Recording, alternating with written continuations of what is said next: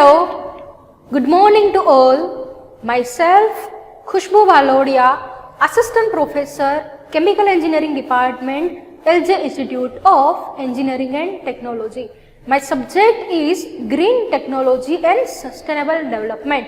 In the previous lecture of this subject, we have gone through the 12 principles of green chemistry and how we can use those 12 principles in our real industrial process. Now in this video lecture of green chemistry and sustainable development, particularly green technology and sustainable development, our topic is green oxidation.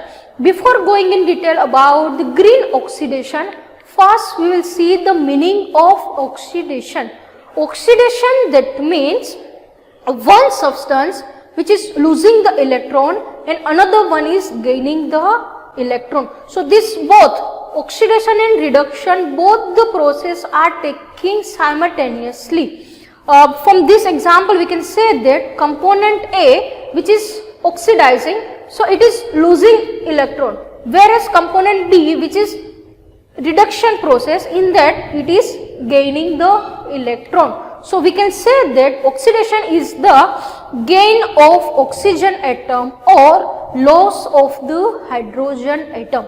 Opposite to that, reduction, that means loss of oxygen atom or gain of hydrogen atom. So these two processes occurs together. One component is reduced in the process of oxidizing the other component. Many chemical processes are taken in industries are of oxidation reaction, and most of the oxidation reaction are very useful, but at the same time those are dangerous to environment, those are very hazardous and polluting. In that, why? In that oxidation reagent or some oxidation catalyst were used, and those are very hazardous. Say for example, heavy metals, these were used in a petrochemical product are very large quantities. So for that we need to develop another alternate to that oxidation, and that alternate option is the green oxidation process.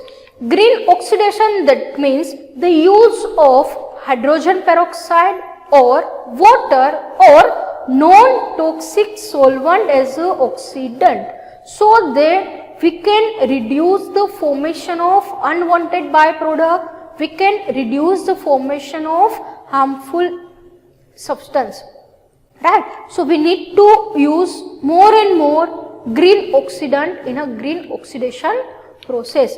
In conventional system, these all are the list of oxidant that we were using.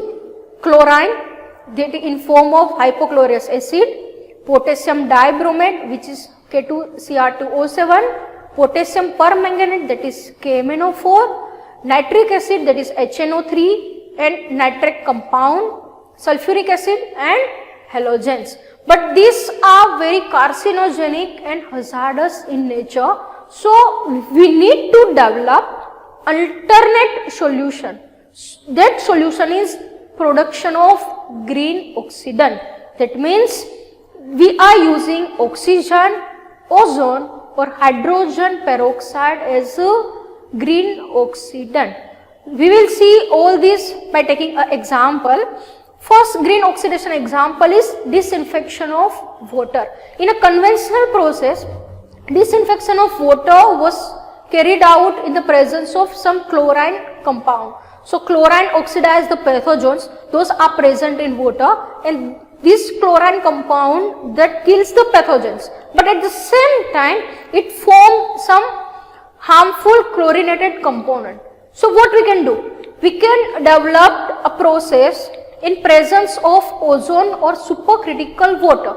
If we use ozone or supercritical water as a oxidation of or in the disinfection of water, then there will be a complete elimination of formation of chlorine compound. Another example of green oxidation is oxidation in presence of H2O2, that means hydrogen peroxide. H2O2, that is known as a greener bleaching also, right? In a conventional bleaching, what we were using? chlorine compound, sodium hypochlorite, or some traditionally bleaching agent. But a disadvantage of these chlorine compounds are very hazardous. So what we can do? We can develop alternate bleaching agent compared to chlorine. Here bleaching agent is H2O2, right? Another example of H2O2 as greener oxidation is if we use H2O2 in combination with tungsten complex as a catalyst, we can able to produce alcohol, olefins, sulfides and some other organic solvents also. And one most advantage behind the use of H2O2 is it releases only water as a byproduct, and that is our biggest aim behind the use of green oxidation process. Third advantage of green oxidation process, we can use permanganate as a green and versatile industrial oxidant. So permanganate also known as a greener oxidant. This reaction is happening in the aqueous solution, right? So this oxidation reaction of p-nitrotoluene that is happening in the presence of aqueous solution. So you can see that in the presence of water, permanganate we are using, and as a product we are producing only MnO2 along with our targeted product, that is p-nitrotoluenic acid. Another example of green oxidation is biochemical oxidation. Many organisms carry out biochemical oxidation under mild condition. That means at the lower temperature we can able to perform oxidation reaction. The use of monooxygenants and peroxide enzymes that enhance the rate of reaction of hydrogen peroxide.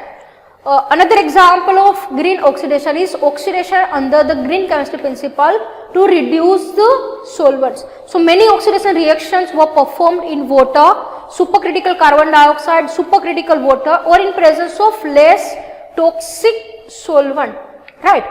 Moreover that we can able to perform green oxidation process in homogeneous as well as in a heterogeneous or in a combination of both. Now we will see the green oxidation by taking a one case study, and this is a pulp and paper manufacturing process. Now in a conventional process as a bleaching agent, some chlorine or some chlorine compounds were used, but in a greener process we are using hydrogen peroxide or H2O2 with some activator compound. So in a conventional process of bleaching of paper in a pulp and paper industry, chlorine were used, right? What was there actually? In a chemical pulping, cellulose fibers were there, and the cellulose fibers bleachings are required because some lignin are present. So that lignin component ultimately leads towards the brown color of paper. So to reduce that brown color, to make our paper in a white form, we were using chlorine compound as a bleaching agent. So this was in a conventional process. A series of chemical steps were performed, including a chlorinating treatment. Either we are using chlorine gas on some chlorinated compound as a bleaching agent. So what are the harmful effects of that? Because of that, some chlorine compounds which are very toxic in nature, those are produced, and ultimately those chlorine compounds goes into the wastewater of pulp and paper industry. So that means that why wastewater of pulp and paper are very very polluting one. So we need to think about the replacement of some chlorine substance, right? So effluent of pulp and paper industry, which is very complex, and for of that our effluent treatment plant should be very high capacity, right? So what we can do? We can generate alternate options, or we can generate a greener bleaching process. In that, a TAML is used along with the H2O2. TAML, that is tetra amino macrocyclic ligand activator. Why we are using this component? Because in this H2O2 hydrogen peroxide requirement temperature is very high, right? So if we use this TAML as activator, so it is possible to process this bleaching reaction at the lower temperature and pressure. So hydrogen peroxide oxidation is considered to be a totally chlorine free, that is TCF, an environmental friendly process, and this TAML component along with the hydrogen peroxide, this process is happening at the ambient temperature and pressure, and ultimately this leads towards the reduction in cost by reduction in the energy, right. So this greener oxidation process is also known as first process, low temperature process for the bleaching of pulp and paper industry. So this is a case study of pulp and paper industry. In that traditionally chlorine or chlorinated compounds were used, but in this greener approach we are using hydrogen peroxide in combination with TAML activator. So what are the advantage to use those are, we can eliminate the production of chlorinated compound. So ultimately we can reduce the wastewater which contain the chlorinated component. So treatment of wastewater will become easier. Moreover that this process, greener process taking place at the ambient temperature and pressure, so energy and cost are also reduced. So this was regarding the green oxidation. Hope this session is clear to you. Thank you so much.